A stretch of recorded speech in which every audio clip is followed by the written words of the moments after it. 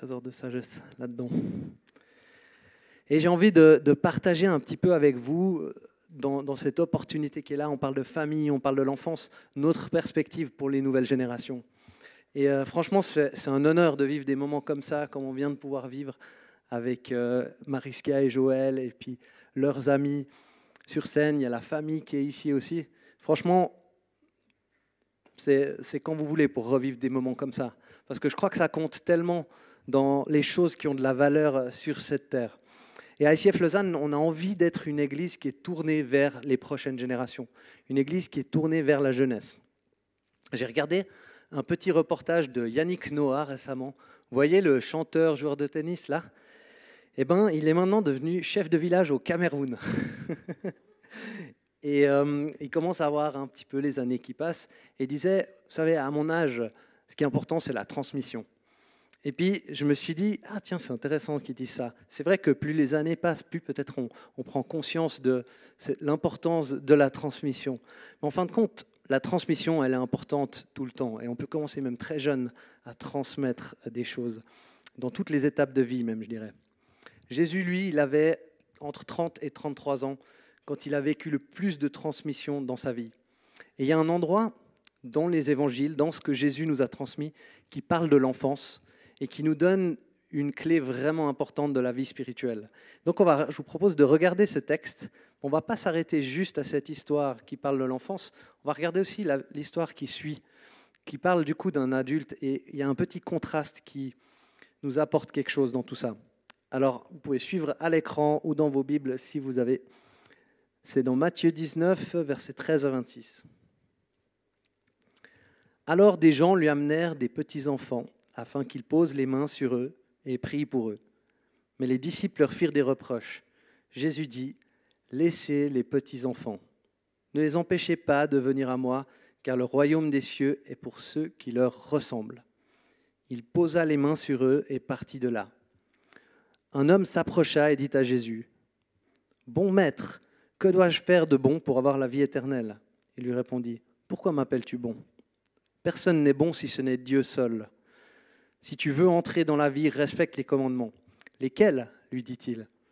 Et Jésus répondit, « Tu ne commettras pas de meurtre, tu ne commettras pas d'adultère, tu ne commettras pas de vol, tu ne porteras pas de faux témoignages. Honore ton père et ta mère, et tu aimeras ton prochain comme toi-même. » Le jeune homme lui dit, « J'ai respecté tous ces commandements dès ma jeunesse. Que me manque-t-il encore ?»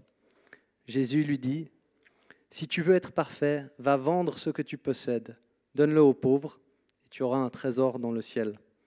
Puis viens et suis-moi. » Lorsqu'il entendit cette parole, le jeune homme s'en alla tout triste, car il avait de grands biens. Jésus dit à ses disciples, « Je vous le dis en vérité, il est difficile à un riche d'entrer dans le royaume des cieux. Je vous le dis encore, il est plus facile à un chameau de passer par un trou d'aiguille qu'à un riche d'entrer dans le royaume de Dieu. » Quand les disciples entendirent cela, ils furent très étonnés et dirent, « Mais qui peut donc être sauvé ?» Jésus les regarda et leur dit, « Aux hommes, cela est impossible, mais à Dieu, tout est possible. » Waouh! Et tu vois, cette histoire commence avec des tout petits. Et Jésus qui dit, il faut être comme eux, laissez-les venir à moi. C'est quand vous leur ressemblez que vous pouvez hériter du royaume de Dieu. Et ensuite, l'histoire continue. Et là, on a un adulte cette fois qui se retrouve un peu coincé. C'est quelqu'un qui est en fait capable de vivre une vie moralement bonne. Il est capable de suivre les commandements de Dieu, mais en fin de compte, il se retrouve accroché à l'argent d'une manière qui l'empêche de suivre Jésus. Il y a malheureusement cette emprise que l'argent a sur lui et qui devient une occasion de chute pour lui. Et puis ensuite, il y a encore les disciples dans cette histoire, et eux, ils ont une réaction qui nous fait un peu du bien, si vous êtes normalement constitués.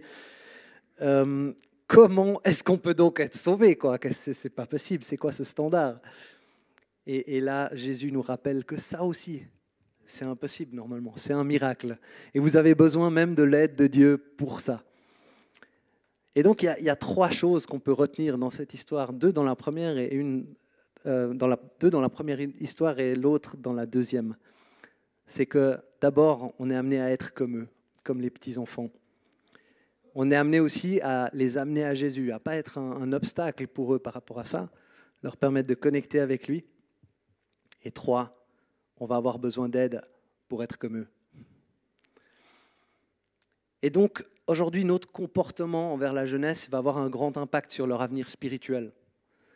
Ça peut faire une différence énorme. Un enfant qui est bien entouré, qui part avec des bonnes bases pour l'avenir, un cadre de la foi, un cadre de prière et de bienveillance. Et moi, personnellement, je rêve d'une église qui s'investit pour la jeunesse. J'aimerais que les personnes qui mettent les pieds à ICF Lausanne disent « Waouh, le ministère des enfants, ils le prennent vraiment au sérieux. C'est assez dingue. Nous, on revient. » J'ai envie que les gens, que les enfants eux-mêmes disent « Nous, on aime aller à l'église parce qu'on aime les kids. » Et d'ailleurs, en fait, c'est déjà le cas, puisqu'il y a déjà des retours de ce style qui se font entendre. Mais le ministère des kids, ce n'est pas obligé d'être un truc toujours un petit peu au rabais, à l'écart. C'est quelque chose dans lequel on peut investir à fond. Et on peut même développer ça jusqu'à des limites assez impressionnantes. Mais si on veut faire ça, il va falloir qu'on s'y mette à plusieurs. Et quelque part, ces enfants qui sont là aujourd'hui dans le ministère des jeunes, ils vont grandir. Et puis ensuite, ils auront besoin d'un groupe de jeunes. Et malheureusement, aujourd'hui, on n'a plus de groupe de jeunes à ICF Lausanne.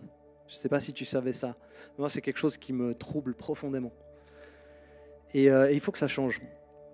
Il faut qu'on prépare quelque chose pour le jour où Kelaya aura 15 ans, 16 ans, 17 ans. Et puis il y a déjà des jeunes parmi nous qui ont cet âge-là, qui pourraient bénéficier d'un groupe. Du coup, avec Elodie, on est en train de se préparer à lancer quelque chose pour la jeunesse de nouveau dans l'Église. C'est trop important et on a vraiment besoin. Mais on va aussi avoir besoin de ton aide et ton soutien. On va terminer cette célébration comme ça, mais je vous propose de finir avec un moment de face-to-face, un moment de ministère, un tête-à-tête avec Dieu. Et dans ce moment, je vous propose 2 pistes. La première, c'est une question en lien avec la jeunesse, en lien avec l'enfance. Et c'est cette question de quel rôle est-ce que Dieu me demande de prendre aujourd'hui ? Quelle différence est-ce que je peux faire dans l'Église ? Est-ce que c'est dans le ministère pour ça ? Est-ce que c'est simplement par la prière ou du soutien aux parents ? Et puis, le deuxième truc que je veux te proposer, c'est de prier à fond. Ce ministère, il a besoin de prière. Il a besoin d'être soutenu de cette manière-là. Prie pour les familles, prie pour les enfants, prie pour ce relancement d'un groupe de jeunes. Ça va faire une différence énorme. Alors, est-ce que tu es prêt à vivre ce moment ensemble ? Je prie un petit coup pour lancer tout ça et ensuite je te laisse avec cette question et ces sujets de prière. Seigneur, merci parce que on a très certainement tous dans cette salle bénéficié de personnes plus âgées que nous qui ont été bienveillantes à notre égard, qui nous ont offert un cadre de protection, qui nous ont appris à te suivre aussi, qui tu es, à te connaître, ta grâce, qui était ton Fils Jésus, à marcher avec lui, qui nous ont bénis avec du fun, de la joie, toutes sortes de choses. Et aujourd'hui, je viens devant toi, Seigneur, pour prier aussi que nous, on puisse faire ça pour les prochaines générations. Soit dans le ministère des Kids, aujourd'hui, avec Saskia et son équipe qui est là, et toutes les personnes qui contribuent dans ce domaine. Que ce soit avec un groupe de jeunes, ICF Youth, qu'on relance, Seigneur. Aide-nous à être vraiment bons dans ce qu'on offre aux futures générations. Parce qu'elles comptent tellement pour l'avenir et parce qu'elles comptent tellement à tes yeux. Alors viens maintenant, avec ton Saint-Esprit, nous parler et réveiller nos prières. Dans le nom puissant de Jésus, on prie. Amen.